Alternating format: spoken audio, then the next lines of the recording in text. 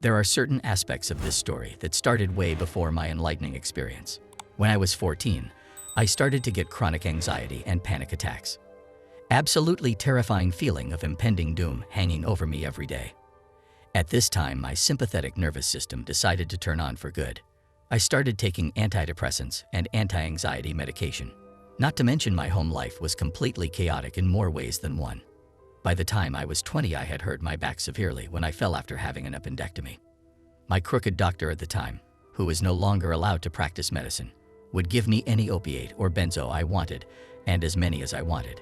My addiction started to take hold with an astonishing ability to destroy any sense of self I had left. A year later, I met my boyfriend, who I am back with now. We love each other very much, and he got to witness all the beautiful disasters that come along with having an addict for a girlfriend who is constantly in fight or flight mode. On average, my heart rate would be around 130 beats per minute. From the time I woke up till I went to bed, my subconscious was anything but sound. In my dream realm, I was completely out of control, and I would wake up in a panic from my dreams. Throughout the next, or last, 7 years of my life, I continued to collect fears and phobias. Tim, my boyfriend, got to witness my self-sabotage even though I was doing my absolute best to be level, which I clearly wasn't. Something of importance. My mother and I were the closest that any mother and daughter could get. Very much a parasitic, symbiotic relationship with her feeding off of me. She had her own addiction problems my entire life, and we became drug buddies when I was a teenager. I would have horrible panic and fear that would manifest if I said or even thought of her dying or not being around for me. We had a suicide pact since I was 13, but I'm sure we wanted to kill each other more than ourselves most of the time. I would try to stay drug-free, and she would go out of her way to bring me what I was trying to stay away from. She knew I wanted to change, but she didn't want to lose her possession. As bad as she was for me, I could not escape. Not so much physical, but in the mental grip she had tightened around my throat over the years. My boyfriend would tell me in the nicest way possible to run as far away from her as I could. I tried and failed miserably multiple times, struggling with a deep depression and an insanely high level of anxiety. In February of 2014, I woke up one morning unable to breathe and coughing up blood. I drove myself to the hospital, and taking one look at me, they rushed me into the ER. I was diagnosed with walking pneumonia in my left lung and 2 pulmonary embolisms. My D-dimer test showed that my blood was 6 times thicker than what it should be. Being on painkillers for so long, at this time I was taking 5 Norco-10, 325s a day and 3 milligrams of Clonopin. The doctors were barely able to control my pain because of my tolerance. I was in the hospital for almost 2 weeks. They put me on blood thinners and told me I had to make some changes, which, at the time, I took seriously.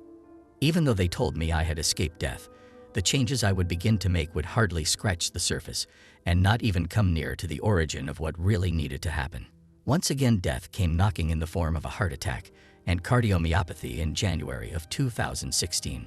Like with the embolisms, I woke up one morning unable to breathe or even sit myself up. My lungs were filled with fluid, and my hands were swollen beyond belief. Driving myself to the hospital again with an eerie sense of déjà vu. Arriving, they took me straight back to the ER again, ran tests, and told me I had a 50-50 chance that I would need a heart transplant if it didn't clear up on its own. In the hospital for a week. Doctors sent me home on 3 different heart medications. I had to do a repeat of the year before with the superficial changes to come. Only this time my intake for opiates increased even higher, as well as my anxiety. October of 2016, I began a hardcore program in Alcoholics Anonymous and going back to church to hopefully contribute to the dissipation of my favorite pill. It was extremely difficult, but I had complete faith. Fighter, always been one. But fighting with yourself constantly all day is harder than one might think. When it comes to addiction, that is a subject I am extremely familiar with, considering both my parents were addicted to opiates and my mom turned to meth later. The obsession became so prevalent that I couldn't do really anything other than think about taking a pill. My anxiety soaring at this time. By December, my relationship with my mom and Tim started to rapidly decline, and another lugubrious Christmas came and went. January 2017, still trying to maintain a no-opiate lifestyle, my boyfriend and I broke up. I was in a state of unbelievability and was beginning to drug seek. Unbeknownst to me, My mother had met a charming young clean-cut guy at the bank and thought, "Oh, what a good guy you would be for my daughter." Even though she has the worst ability to judge a person's character, she gave him my number. I was appalled, but not surprised at what she had done. By the end of January, we were talking and met for the first time. He was a decent enough guy, I guessed. Then my pivotal moment, the question that would lead me on the path to my death and rebirth. "Do you know where I could get some Norcos?" Without hesitation, he pulled a huge prescription bottle from the center console full of Norcos. My journey into hell, the big leagues, had surfaced. Between the months of February and June, I have very few solid memories. The Chernobyl runaway train effect had taken over. Everyone around me was waiting for the call that I had overdosed. I could not feel happiness. All there was a constant fight going on in my head and suffering. Complete, all around, mental and spiritual agony. I continued to go to church and pray, since that was the only way to get close to a glimmer of hope that things might change. June 1st, I lost control of my car, hitting a parked car and flipping mine onto its side in the middle of the street. The firefighters had to cut the roof off to get me out. I went to the hospital with a neck injury and went home the following day. This is where I start to lose the ability to explain what was happening to me and how I had absolutely no control over what was coming my way. Tim came over to my house on the 4th of June, and he said, "You are going to die." I knew it. When it comes to getting clean, an addict will do almost anything to not feel the sickness of the opiate detox crawling up your spine. I have done it many times and avoided it many times. Something was different though. As if my NDE started here, at this point in time. Even though I was on a fatally high number of opiates and benzos, it didn't matter. When Tim came to take me to detox, I couldn't fight. Some kind of psychic intervention had taken place, and whatever it was completely disarmed me, which goes against my very character. When I look back to that day, I can remember not wanting to go to detox.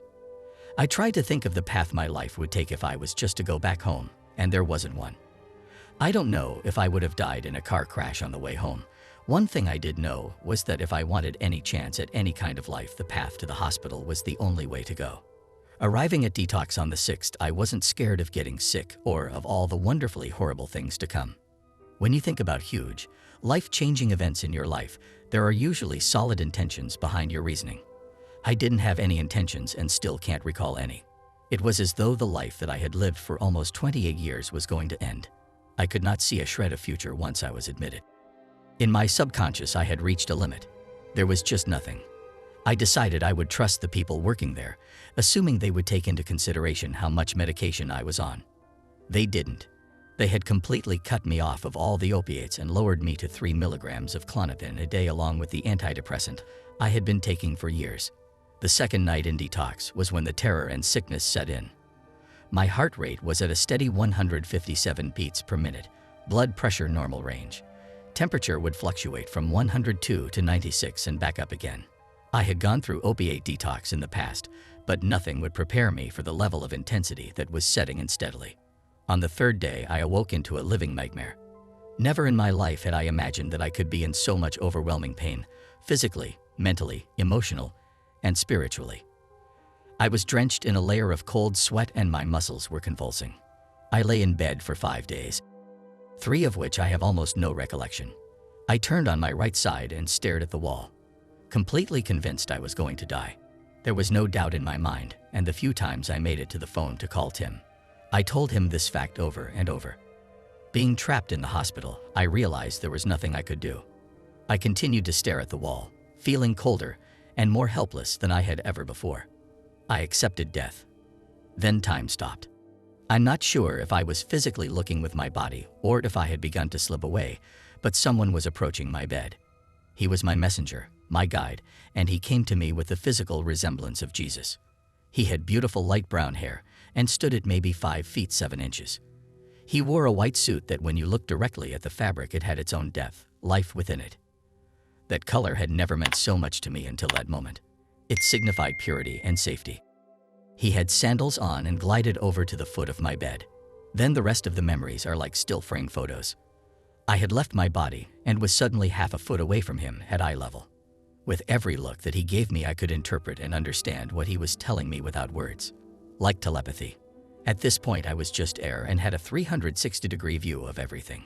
With his face, he told me to turn and look at myself in bed. Without turning, I could suddenly see myself. I was so incredibly pale and motionless. I couldn't tell if I was still breathing. When I looked back at him, he expressed a look that said to me, "Your pain does not go unnoticed. There is this other place that exists without pain." He looked at the wall in front of me, so I looked as well. There was what looked like one of those fake tunnel paintings they use in cartoons placed on the wall. I continued to look, and the longer I did, the deeper and more distinctive this tunnel became. It wasn't a smooth surface inside the tunnel. It was gray in color and had rings all around the inside with a glossy, almost wet rock look to it. The farther I looked into it, the deeper into eternity it went with a faint light. When my eyes or vision, because I did not possess my body any longer, reached a certain point in the tunnel, everything went blank. Dark, a vast nothingness. No sounds, no emotions or fears. I had arrived to a place of light, not blindingly bright, but warm and comforting. It was a realm where the units of space and time used on Earth did not apply. In front of me in the distance was a straight line like a horizon line. It was both white and black, like a constant flickering. In the center of this horizontal line was an orb, a white ticking ball of light. It held all the knowledge that ever was or will be. It was so alive and moving so fast that it made it absolutely still, like an optical illusion. Outside the gleaming ball of white, it faded into a light yellow, then magnificent orange. I could look below and above, and it was endless. I was in a place where I had become everything and nothing at the same time, just hovering in my one spot like a gas. There was no need for me to try and travel through this realm. I just was, without my body or eyes, on Earth, what people think you need to be able to see. This place was not euphoric, nor painful. I was not frightened. I had come to accept everything that was taking place. This place had no use for fear, anger, resentment, or self-punishment. Completely silent, but loud with signals that had no phonetic structure. A language incomprehensible on Earth, or with the limitations of our physical bodies. I had reached a state of undeniable acceptance and understanding. I know I wasn't asked if I wanted to return to my flesh, but something pulled me back to it. The next thing I remember was the nurse coming in to check my vitals, which they did every 4 hours. I'm not sure how long I was gone for. Could have been 4 minutes or 4 hours. The next couple of days I was still incredibly sick and unable to process what had happened. All I know was that I wholeheartedly believed I was going to die. That is a very defining moment, knowing you are going to die. Upon leaving the hospital on the 16th of June, a new version of myself had emerged. Mentally, the anxiety and fear that ruled my life for so long was completely erased. As if I had never had it. The addiction that followed me for so long was missing too. For me, dying was a purification process. I went to this other place where all the things that had controlled me before did not hold water, and when I returned to my body, all those debilitating ailments had vanished. Like I was filtered and only my purest self was allowed to return. This does not mean I was not in a state of shock. Almost everything was the same, but it had all been altered slightly. My body was picking up on all sorts of signals. I had a physical panic attack, where my body was in fight or flight mode, but my higher brain was in a complete state of calm. It took my body a few months to start listening to my brain. When I got home, I had to unplug everything electrical, especially the Wi-Fi. I could feel a buzzing within my somatosensory nervous system. Within a week of leaving detox, I had stopped my antidepressant and my anti-anxiety medications. This was the first time since I was 14 that I was not taking any pharmaceuticals. It's hard to explain my life and state of mind, how it is now. It's only been 5 months in this new life. I'm sure without a doubt that if I hadn't had this experience, I would be dead. My boyfriend Tim looks at me in amazement with all the things I am capable of, and just the things that I beseech. The things that have had the biggest impact on me in this alternate reality happen without notice. Like the fact that I had parted my hair on the left side my entire life. I realized one day that I was parting my hair on the right side. I astral project in my sleep. The dreams that I have and just how my subconscious views myself in my dream world have shifted altogether. I used to have no control over what happened in my dreams, and I would end up doing something I know I shouldn't, end up regretting it, and wake up in a panic. When I dream now, things are so vivid, and I am lucid most of the time. Fear is not a part of my life in any aspect. The toxic bond I never thought I would escape from with my mother has been cut. She doesn't even seem like my mom. She was Alex's mom. The name Alex doesn't feel right to call myself. Alex is like a twin that I had my whole life and she died. I feel everything and nothing at the same time. My empathy for people runs deeper than ever before, but so does my ability to protect myself. Places with bright lights, loud noises, or lots of people turn into a sensory overload inside me. I stay home most of the time. I stop using all social media and do not have a cell phone. I love people's reactions when you tell them that. Like I'm completely whacked not being able to connect with anyone, anytime, anywhere. The ironic part is that I can. My psychic abilities are supercharged and I can feel the people around me even if they are not around. I see flashing lights and the outline of people really quickly, and when I look back the outline is still there, but it is made by a tree and a shadow. As if these beings know which spots to show up in to almost trick the mind. They pick places that have the same outlines as them so you see them for a split second. They know it, but when you turn to check it's something else.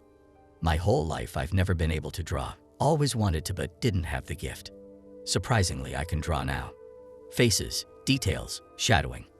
My coordination is more accurate than ever before. The poems I write now have a totally different taste than all my previous work. I have absolutely no drug cravings and am actually opposed to taking even an ibuprofen.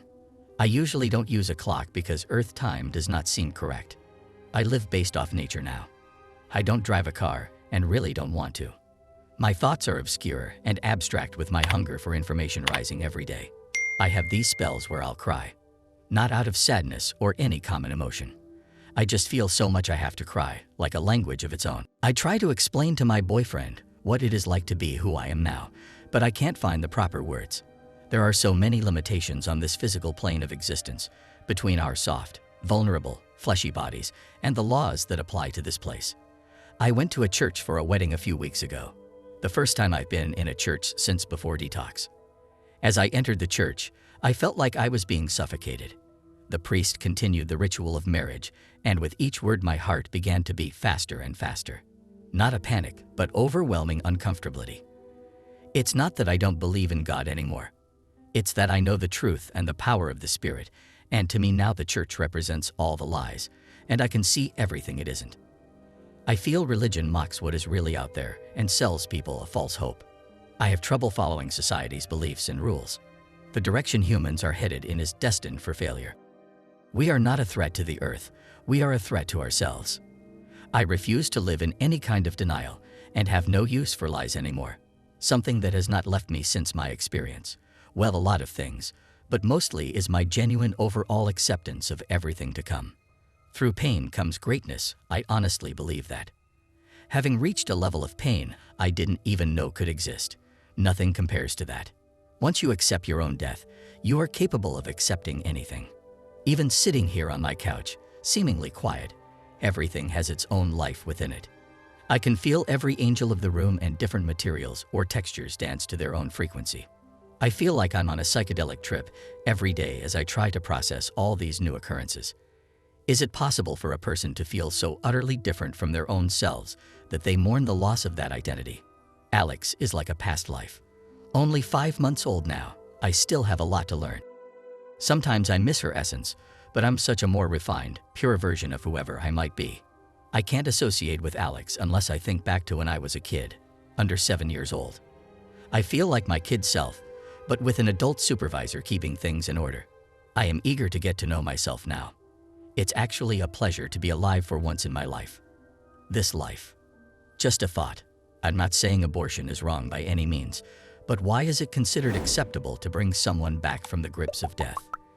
Ending life before it really begins is the same thing as ending death before it really begins. Abortion.